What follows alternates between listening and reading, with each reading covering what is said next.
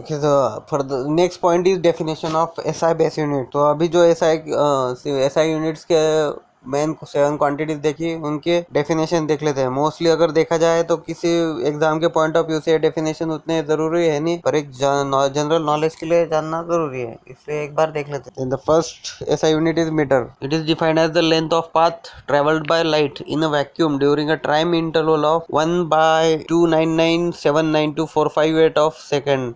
Metre actually define इस तरीके से किया है कि लाइट जो पार्ट दिया है सेकंड का, उतने पार्ट में कितना पार्ट कवर करती है. It is called as meter. Second unit is second. It is the duration of 9192631,770 periods of radiation corresponding to the transition between two hyperfine levels of ground state of cesium-133 atoms. Then third quantity is kilogram. It is the mass equal to the mass of standard platinum iridium alloy cylinder kept at International Bureau of Weights and Measures in Paris. Then the next standard quantity is ampere. It is the current if maintained in two parallel state conductors placed 1 meter apart in vacuum, which produce force of 2 into 10 raised to minus 7 Newton per meter. The next quantity is Kelvin. Kelvin is 1 by 273.16 of thermodynamic temperature of triple point of water. Candela next unit. It is the luminous intensity in given direction of source, which emit monochromatic direct radiation of frequency 540 into 10 raised to 12 hertz, and whose radiant intensity is 1 by 683 watt per steradian. And the last unit is mole. It is the amount of substance present in 0.012 kg of carbon 12. Okay, the supplementary units now. Radian. So radian is nothing but the ratio of arc length to the radius. अगर suppose करो कि एक circle है जिसका centre O है और उसके दो रेडियस ने एक आर्क सबटेंड किया है AB, एंगल है theta which is in radian, then theta is equal to L by R radians, and from it we can say one radian is defined as the angle subtended by an arc whose length is equal to radius. The next one is steradian. It is the measure of solid angle defined as the ratio of area to the radius squared.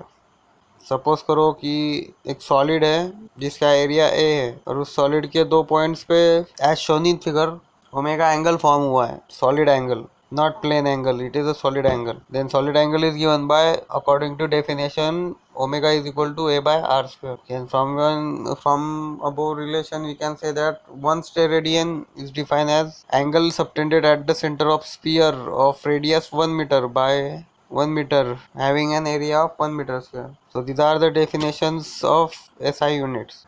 Okay, तो अभी तक का तो हो गया SI units का. अब देखते हैं कुछ डिराइव्ड SI यूनिट्स कौन कौन से हैं. Okay, as we know, most of the physical quantities in mechanics are derived from 7 base units. So let's go through some of the physical quantities which are derived from SI units. First one is velocity, which is given by displacement upon time. Displacement is nothing but the length, which is given by meter, and time is in second. Therefore, it becomes meter per second. In the same way, acceleration is equal to velocity upon time. If we put the values of velocity, we get displacement upon time square. So it becomes meter per second square. The next one is force, which is given by mass into acceleration. Mass has unit kg and acceleration has meter per second square. So derived SI unit of force is kg meter per second square, and derived unit has given the name Newton. Next one, work.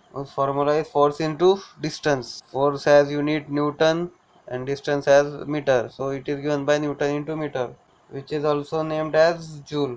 The next physical quantity is power, which is given by work upon time, whose unit is Newton meter per second, whose derived unit is named as watt. So these are some derived SI units. The next topics we are going through the advantages of SI units. Okay, the first advantage is coherent. It is coherent system of unit. That is, जितने भी derived SI units है वो सारे dividing या multiplying से obtain किया जा सकते हैं. बेस यूनिट की dividing and multiplying से. उसमें numerical factors की कोई involvement नहीं है. Therefore, it is called as coherent system of units. The next advantage is rational system of unit. Why it is rational? Because because it uses only mostly most of the physical quantities. Oh, sorry, it uses one unit for one physical quantity. For example, where जितने भी energies के types ले अपन mechanical energy, heat या electrical, those all are measured in joules. And third advantage is decimal system. SI unit system is also a decimal system to make the calculation work a simple affair. And next advantage is it is a blend of practical and theoretical work. So SI unit is used by research scientists, technician, practicing engineer. And therefore they need to blend the practical and theoretical work, which is easy here with SI units. Okay, so इतने सारे advantages होते वक्त हुए भी SI is not the answer to everything. ऐसे कुछ areas है atomic physics के जहाँ पर SI यूनिट्स यूज करना कन्वीनियंट नहीं है, इसलिए उन पर्टिकुलर एरियाज में जो यूनिट फिट बैठता है ऐसे यूनिट्स यूज किए जाते हैं. अब उसमें से कुछ देख लेते हैं कि कहाँ पे SI यूनिट्स नहीं यूज होते हैं और कौन से यूज होते हैं, तो फिर कौन से यूनिट्स यूज होते हैं. So the first practical units for large distances. Okay, so अगर उसमें से first है astronomical unit. It is the mean distance between centers of Earth and Sun. It is one angstrom unit is equal to astronomical unit. Sorry, is equal to 1.5 into 10 raised to 11 meter. Then another unit is light year. Distance traveled by light in vacuum in one area, which is given by 9.46 into 10 raised to 15 meter. And the last one is the parsec, or you can also say parallactic second. It is the distance at which arc of length one astronomical unit subtends an angle of 1 second. In this distance it is given by 3.08 into 10 raised to 16 meter. These are the practical units for large distances. Next one is practical units for very small distances. Okay, so 1 micron, which is equal to 10 raised to minus 6 meter. 1 nanometer, 1 angstrom is 10 raised to minus 10 meter, and 1 Fermi is equal to 10 raised to minus 15. We will go through now practical units for heavy masses. For masses we use kilogram unit. For more heavy masses, units are as first one is 1 ton, which is equal to 1000 kilogram.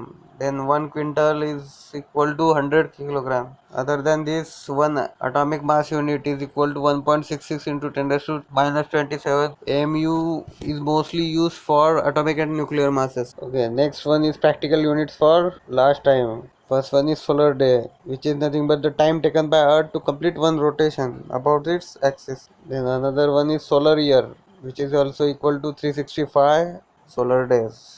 And one lunar month, which is equal to 27.3 days. So here is the completion of your unit chapter. Other than this, you have to know the prefixes and multiplication factor of SI units. For example, tera, giga, mega, kilo, hecto, deca, and all these are given in your PDF, so you have to keep them in mind, because during exam you won't get the values of 10 raised to 3 or 10 raised to 4 like this. Most of the time they have written the prefixes for easy understanding.